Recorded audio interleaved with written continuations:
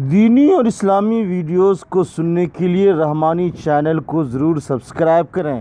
مجھ سے ایک ڈاکٹر نے یہ کہا کہ صاحب میں نے اسلام کا مطالعہ کیا اور بدھ مذہب کا اور عیسائیت کا اور فلاں کا اور چلا کا، لیکن لوگوں کا جو اقتصادی پرابلم ہے اس کو کسی نے طے نہیں کیا ہے۔ تو میں نے کہا کہ صاحب ڈاکٹر صاحب آپ نے کہ کتنی آمدنی ہے؟ تو معلوم ہوا کہ بہت بڑے ڈاکٹر ہے کہ کئی ہزار روپے ان کی تنخواہ ہے، اور روزانہ یہ 50 مریضوں کو دیکھتے ہیں، ہر مریض سے 500,000 روپے فیس لیتے ہیں۔ میں نے کہا ڈاکٹر صاحب آپ کو سیٹسفیکشن ہے کہ نہیں؟ سیٹسفیکشن ہی لفظ بولے تو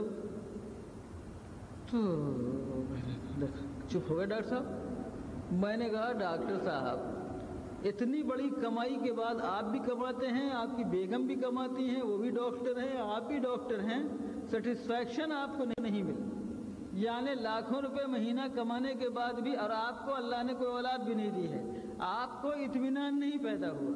اس کا علاج کون کر سکتا ہے؟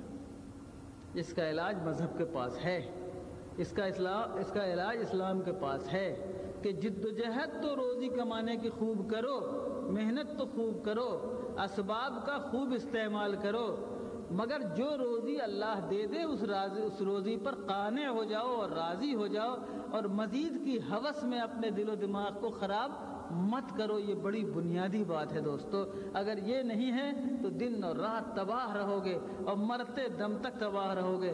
کمائی ہوئی دولت بچوں کے حصے میں جائے گی، بچے اس کو عیش و عشرت میں اڑائیں گے، اور تم اسی بے چینی کے ساتھ یہاں سے چلے جاؤ گے، اور اس بے چینی کے لیے جو حرام کا ارتکاب تم نے کیا ہے وہ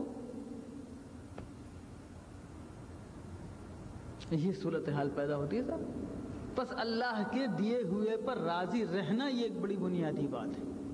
خلاصہ یہ ہے دوستو، خلاصہ یہ ہے کہ اسلام کے معاشیات کے بنیادی اصولوں میں ایک اصول یہ ہے کہ آمد اور خرچ میں بیلنس اور توازن اور اعتدال ہونا چاہیے۔ اگر تم نے یہ بے اعتدالی کی تو یہ صرف دنیا کی تعلیم نہیں ہے بلکہ حقیقتاً دین کی تعلیم ہے۔ اگر تم نے اعتدال قبول کر لیا، آمد اور خرچ کو تم نے متوازن رکھا، تو نتیجہ کیا ہوگا؟ نتیجہ یہ ہوگا کہ تم کسی حرام کی طرف نہیں جاؤ گے۔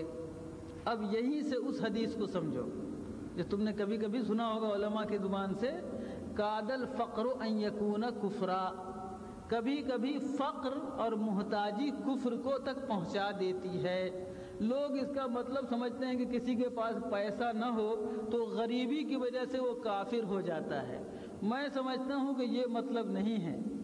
فقر کا مطلب وہی ہے جو ابھی میں نے تم سے بتایا، کہ چاہے اس کے پاس لاکھوں روپے ہوں لیکن وہ اپنے آمد و خرچ میں توازن نہیں رکھتا، یا مزید دوسرے لاکھ کی تلاش میں پریشان ہے، ایسا آدمی کفر تک پہنچ جائے گا، اس لیے کہ اس کے دل کو کبھی شانتی، کبھی اطمینان اور کبھی سکون نہیں مل پاتا، تو وہ ہر حرام کو حلال کر لینا چاہے گا، ہر ناجائز ذریعہ آمدنی کو جائز کرنے کی فکر میں لگ جائے گا۔ اللہ ہماری اور آپ کی حفاظت فرمائے۔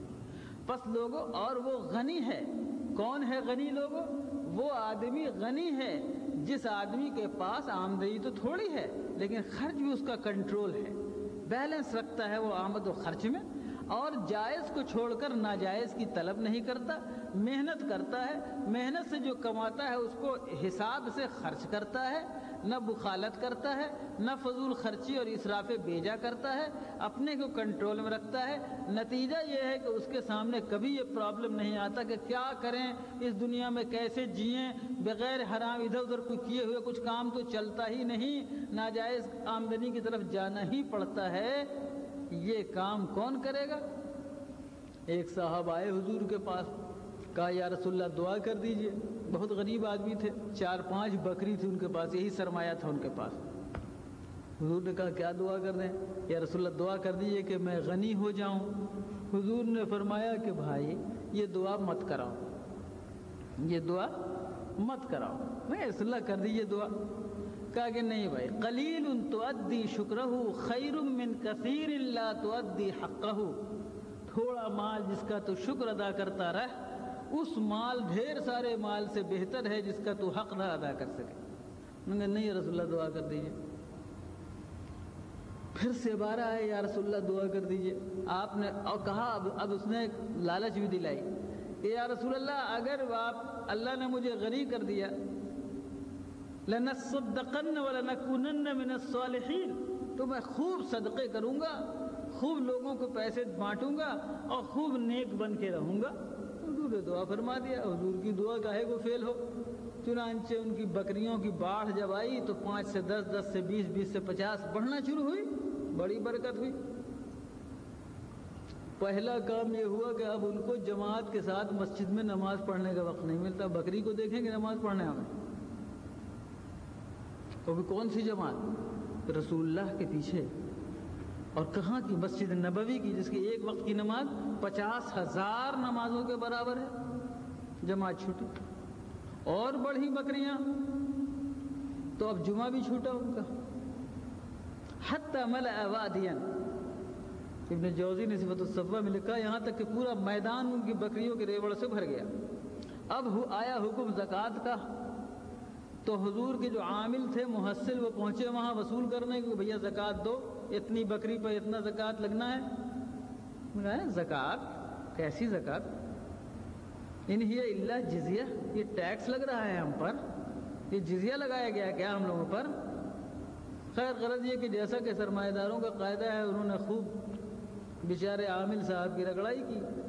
اس کے بعد کہا کہ اچھا جاؤ دوسرے لوگوں سے لے کے آنا تب میرے سے بات کرنا. پھر وہ گھوم کے آئے، پھر اس نے یہی حرکت کی، یہاں تک کہ قرآن کی یہی آیت اتری منہم من عاہد اللہ. کچھ لوگ ایسے ہیں جنہوں نے اللہ سے یہ عہد کیا کہ اگر اللہ ہم کو اپنے فضل سے غنی فرما دے گا تو میں خوب صدقہ کروں گا، نیک بن کے رہوں گا. تو جب اللہ تعالیٰ نے ان کو اپنی مہربانی سے غنی کر دیا، خوب دولت دے دی، تو کیا ہوا؟ تولوا وہم معرضون، منہ پھیر کے ادھر کو چلا گیا.